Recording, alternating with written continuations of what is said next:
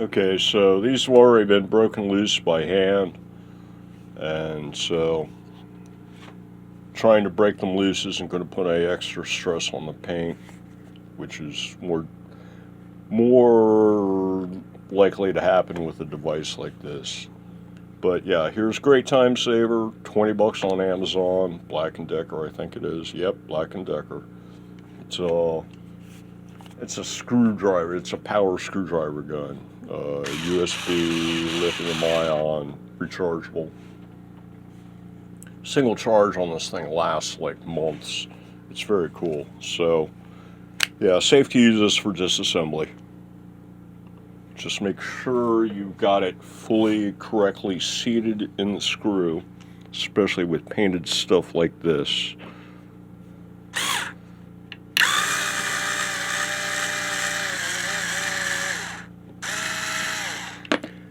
Very unusual construction on the original guitar this neck came off of.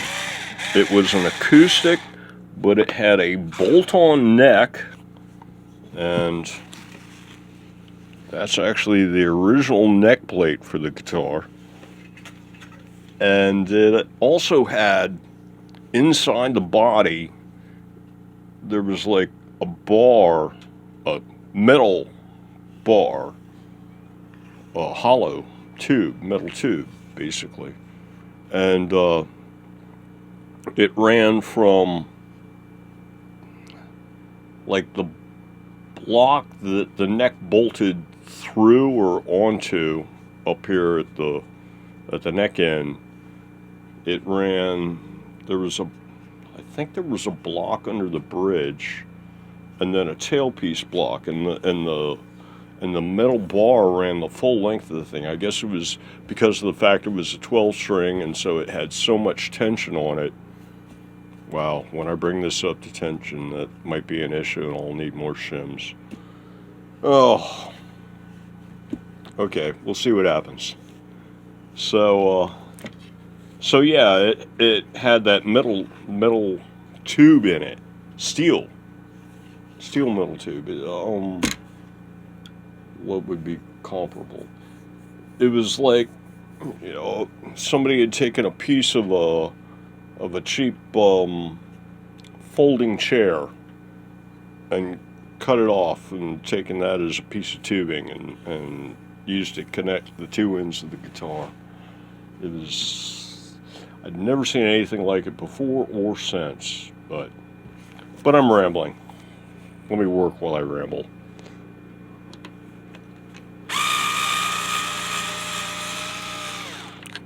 I think I need to move the shop light because I'm in my own light. No, don't let it skip. This one's tight. There we go. Okay. And nothing went bang, pop from its being strung up. Cool. Very cool. Okay, now I got to be careful to not tangle up all these strings. Alright, so we need wiggle room. So let's see, we're gonna swing the guitar this way off the bench so there's clearance for the drill bit. And let me go grab that stuff.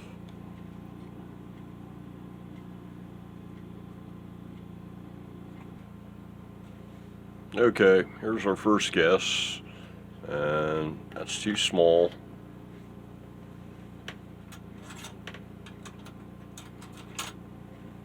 Go up one.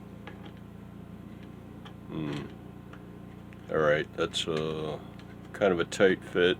This is probably what it was originally drilled to, and then between having finish and screws and things run through it, yeah. So we'll start here. Grab the drill.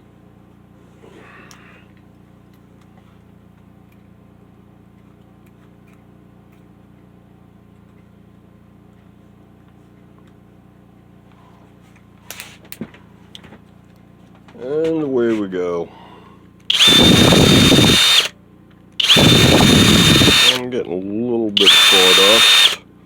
That's right. Go make some sawdust. You all making some sawdust while you're watching this? If you're not, shame on you.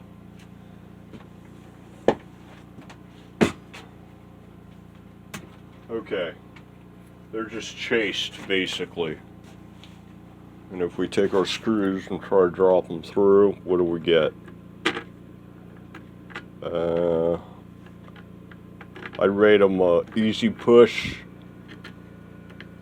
Yeah, at best an easy push. So they're definitely not quite drop through yet.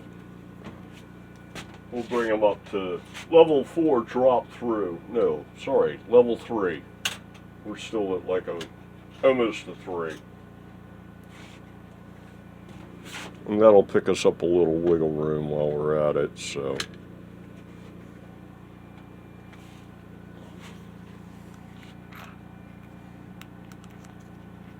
I'm wondering if I should go up 2 bit sizes before I put it together and try it. Don't suppose it would hurt. I think I actually went up 2 or 3 bit sizes on the holes for the, I think I went drop through and then 2 bit sizes higher for the scarab.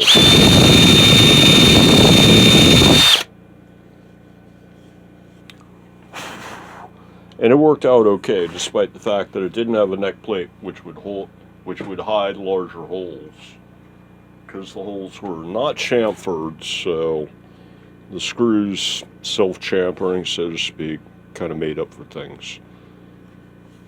Let's see how it fits now. Oh yeah, look at that. That's what we want. There you go, dropping in, dropping in. That's it. Okay, now we got a drop through fit, and we got a little bit of wiggle. We need a lot of space. I'm gonna go one more.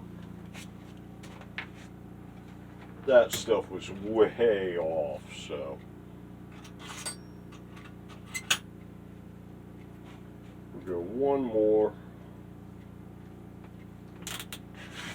and then we give it a try. Man, it looks pretty through the camera. I wish it looked that nice in real life. In life, it doesn't look, the browns aren't as rich, and it's not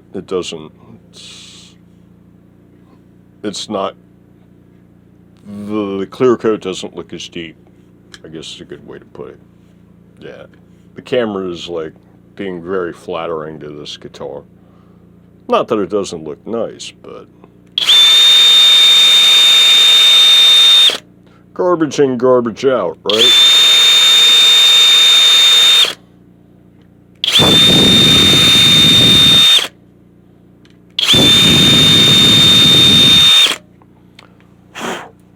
Uh-oh, we've got a tear out. Well, so much for our pretty wood.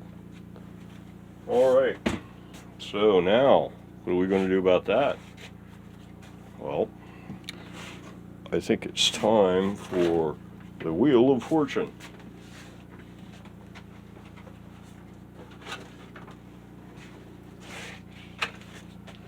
And here it is, the Wheel of Fortune. Round and round she goes. What color we pick, nobody knows. Yeah, we all know. We're picking brown.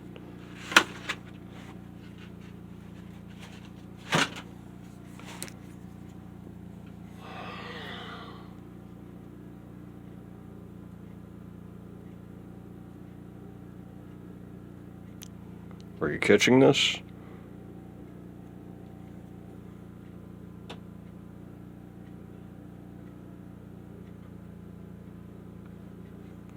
It's looking kind of reddish there.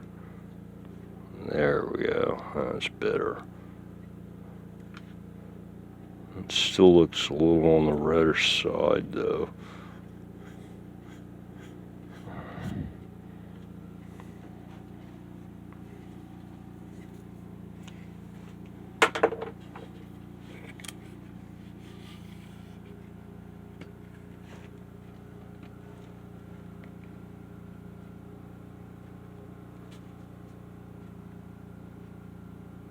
One thing, focus.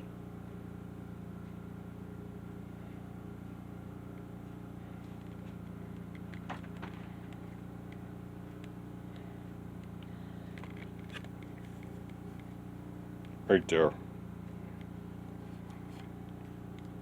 I guess it'll do.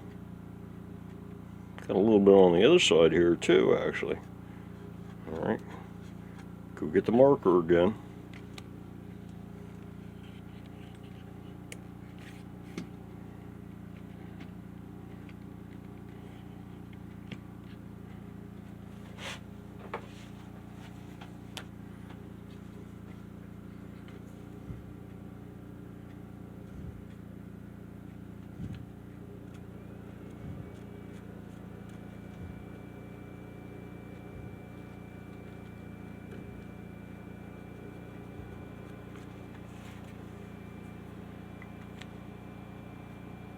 It doesn't look that impressive. Didn't really darken it up too much. Contemplating using some black. Fine line black on this thing.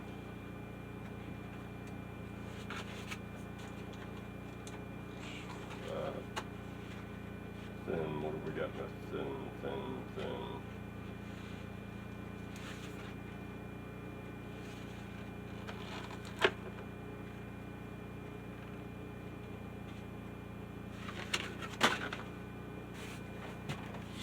Got a thin black, it might help. Just throw a little of this down the middle and then throw some more brown over it.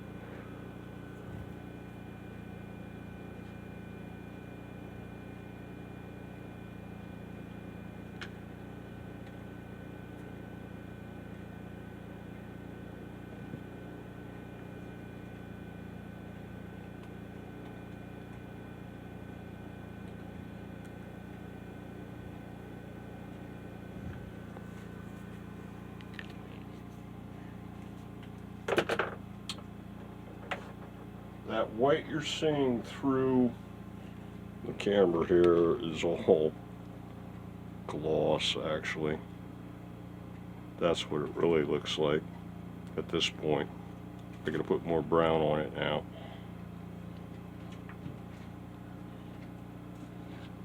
Let's see if I get this thing set up so that you can actually, there we go.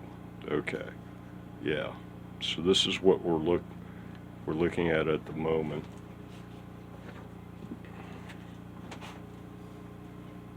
I'll come in and try to tint it with a little more brown.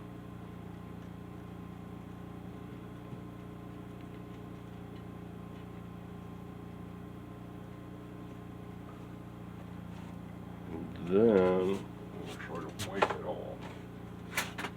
Wipe it down. Rub it in, burnish it, something like that. Blend, there you go. That's what we're trying to do. Burnish, blend, polish. Blend, really, more than anything. Okay, that's starting to look good. What we're doing is thank God for relicking. That's all I've got to say is thank God for relicking.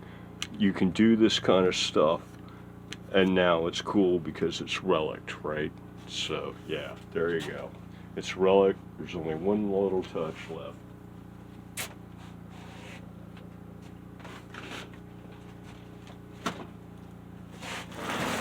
Yeah, from mess up to relic, just like that. And for the piece de resistance,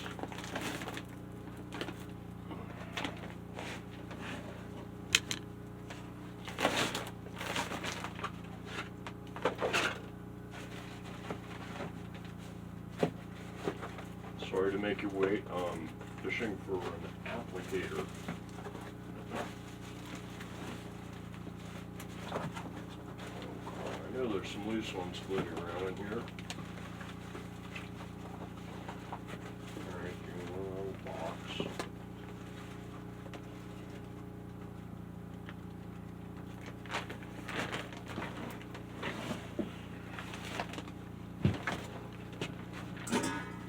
Time to give it a drop of shellac with the Q-tip.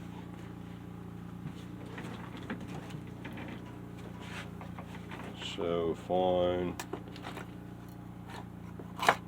something to open the shellac with. Butt end of the action feeler gauge. Actually, this thing in all my videos, I claim that it's 1.5 mil aluminum, which is true, but I put calipers on it the other day and found out that the very tip of it is 1 mil. It's kind of hammered out or something. And so, yeah, all the time that I say that I've been setting my action at just under 1.5 mil, I've actually been setting it at just under 1 mil on all these builds. So yeah, flat neck and 0.9 mil action at the 24th. Alright, here we go. Wow, this is big. This is too big. This is too big. Let me get a micro brush. Come on, Sheriff. Oh wait. Oh no, the parts box is still over. Alright, here we go. Yeah, there we go. That's what you want. Toolbox out of the way.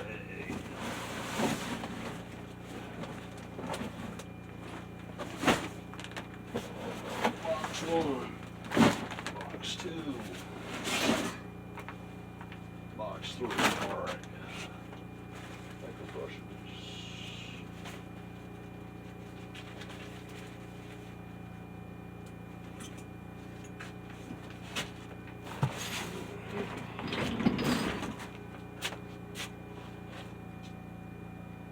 Yeah, this is what we need.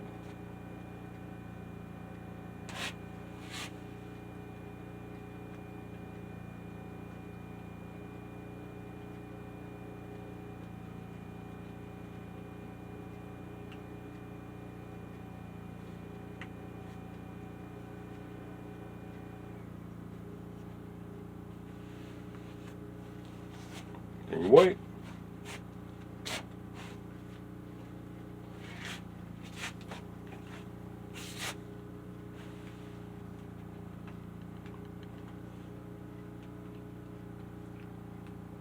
So yeah, I suppose I should be a good boy. I'll let that little repair dry for about 15 minutes before I try putting screws back in it. Or else it's just going to slime up the screws.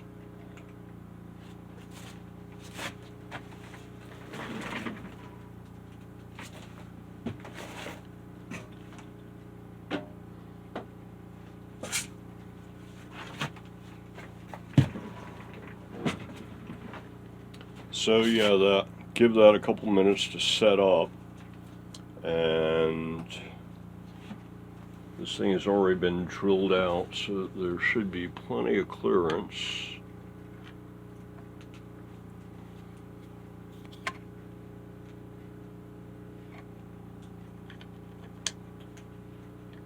Yeah, we got a nice amount of wiggle now. I think we can get where we need to be.